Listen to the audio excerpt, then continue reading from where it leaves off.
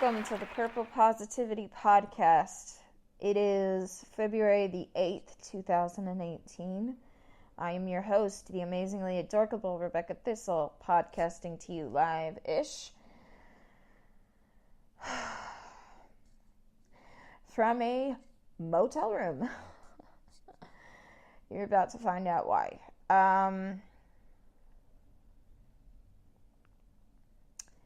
So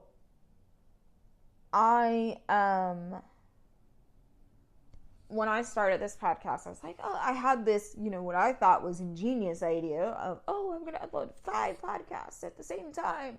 And then everybody can listen to them back to back to back, like Netflix binging, but with podcasts. Yay! And then my life went to hell, and I started thinking here, especially over the past couple of days, that, you know what, it's probably best if I sit down and I do this podcast more regularly. I mean, I don't want to necessarily say on a daily basis, but regularly.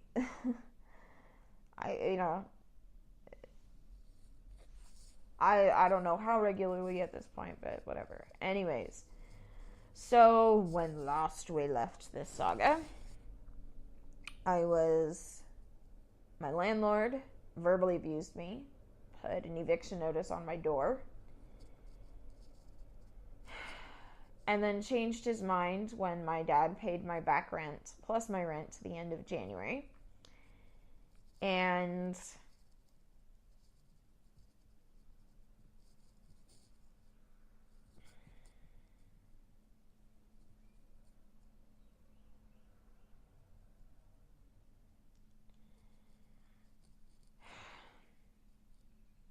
gave me until the 31st.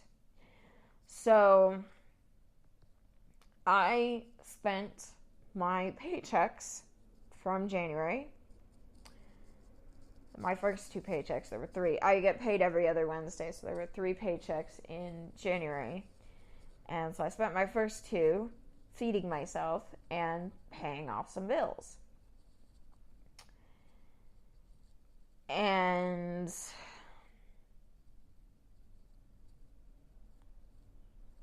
then I filed my taxes, and I got a loan based on my return, and I used that loan to put a deposit on a new place and do the application fee. Well, I got a call from this new apartment complex at about 5:30 on a Friday evening, saying, hey, I just did your screening for your application. Everything's fine, except you have this outstanding debt with this other apartment complex. And I went, I wasn't aware of that. Okay. I don't know what to do. And she goes, well, here's the thing is I have a tenant here who, whenever something like this happens, she gets Adult Protective Services to help her out. So maybe you can do that. And I went, okay, I've got an APS worker. So it being about 5:30, 6 o'clock by this point, I'll leave her a voicemail and she'll get it on Monday and everything will be fine. Blessedly or not so blessedly, she didn't answer her phone, but she called me back right after I left her the voicemail and said, you know what? That sounds like something I can do, but I'm going to have to clear it with my supervisor and I won't be able to talk to her till Monday. So I go this whole weekend and I'm like, okay, everything is coming together. Everything is working out. Hooray, hooray, hooray, hooray. So I go to work on Monday and I get off at 2 o'clock. And when I get off at 2 o'clock, there's a voicemail from my APS worker saying, look, I talked to my supervisor. I can't do that. I can pay your first month's rent, but I can't pay this outstanding apartment debt. And I said, okay. I didn't call her back immediately because I had another appointment that I had to do at CPS. So I rushed off to do that.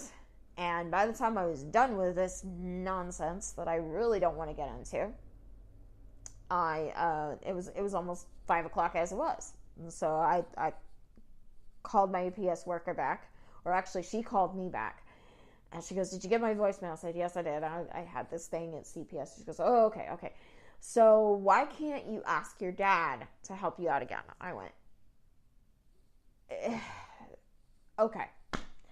I don't want to get into the complexities of that situation. It's not necessarily a bad thing. He does what he is able to do, and I don't begrudge him that at all. At this point in the past, I did, because I didn't fully understand things, but I understand things better. Maybe not fully, but I understand things better. He does what he can do, and I get it. And I said, I'll ask him, but I don't think he can do this. So I called my dad and I said, "This is what's going on. Can you help?" He said, "No, I can't." I said, "Okay. Can you call my APS caseworker in the morning and tell her why?" Because she doesn't seem to believe me when I tell her. And he's like, "Yeah, okay." So, keep in mind all this happened on Monday. Then Tuesday rolls around. It's the 30th of January now. I'm supposed to be out by the 31st. So, while I'm working, I'm thinking about this situation. I'm trying not to panic. I'm trying to be rational and not over emotional. And I go, okay, I get paid tomorrow, i.e. the 31st, and I will have enough money with that and what's left over after I paid bills and did what I had to do with this loan that I got for my tax return. Between those two sources, I will be able to pay off this debt on my own. It'll be fine. So I tell APS my plan, and APS says, "Cool, we'll pay your first month's rent," yada, yada, yada. So I'm like, okay. So I take off work on Wednesday, and I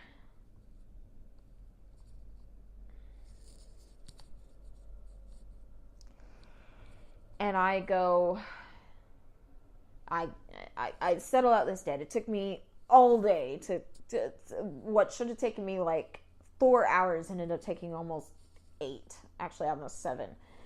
But I settle out this debt, and I show this new apartment complex that I have settled out this debt, and I have the documentation. They have everything they need so that I should be clear to sign the lease and get my keys. But because this is a low-income housing complex, and they get a grant from the state for being such a complex, they had to take all this information and send it to compliance, and compliance had to clear me. And then I could sign the lease and get the keys and move in. And I went, okay, but I kind of have to be out today. And the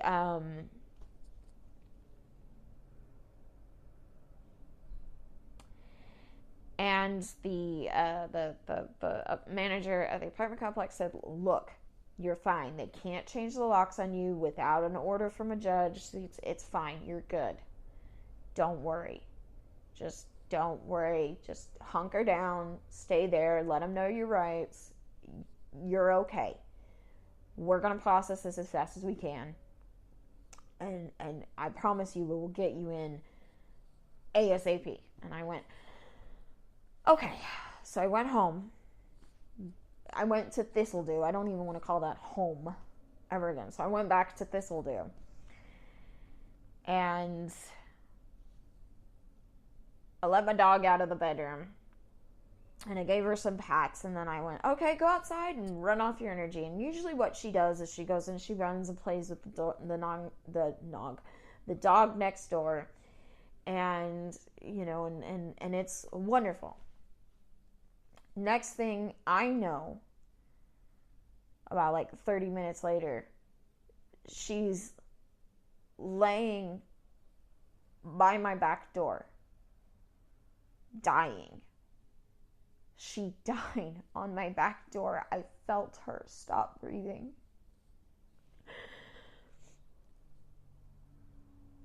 I called animal services, and they came and they got her. And they said that it looked like she'd been run over. So there's that. So now I've had this setback with my apartment. This one little piece of red tape is what's between me and homelessness. And then my dog dies.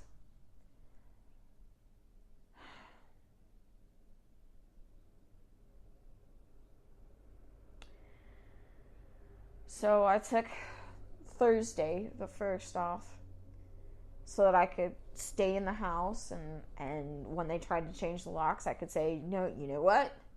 You can't do that legally. You cannot do that. I mean, I did this live Facebook video explaining the situation and trying not to lose my mind and breaking down, and I had some really great friends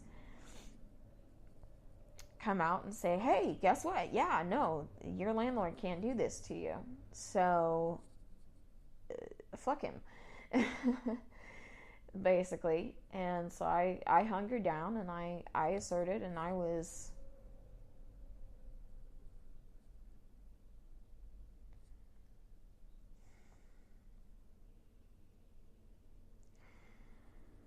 I said, I'm still living here. I'm going to be out of here as soon as I possibly can. Good day to you. Which did not make them happy. I did not leave my house for 5 consecutive days. Not even to go down to the corner store and get a Dr. Pepper. I did not leave my house for 5 consecutive days. And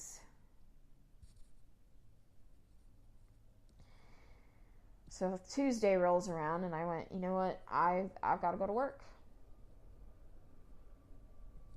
I had told my supervisor at the beginning of January, or actually the second week of January, I said, you know, I want to change my schedule starting in February from Monday, Tuesday, Wednesday, Thursday to Tuesday, Wednesday, Thursday. Instead of 4 6-hour shifts, I want to do 3 8-hour shifts. I told her this in January. So this is the first full week in February. So I'm like, all right, you know, I don't have to be there on Monday, but I really can't talk about anything to do with work. So I went in on Tuesday and I did my job, and I came back and I went back to Thistledew and made it one more day. And then Wednesday, yesterday, the 7th, I went to work, worked my 8-hour shift, came home, and the locks were changed. Called the police because that is illegal. One thing led to another, and the police showed up and said, this is a civil matter, but it sounds like your landlord is in the right. The landlord showed up, unlocked the door, walked the police officer through the house to say, hey, look how terrible this looks. Look how bad of a tenant she was. I had every right to want her out of here. And I'm sitting there going, and I was happy to get out. And if you could have waited even 2 days, like, I'd be out of there. And he said, you know, and so this officer said, yeah, looks like he's got the legal upper hand. The landlord told me that I have 2 days to get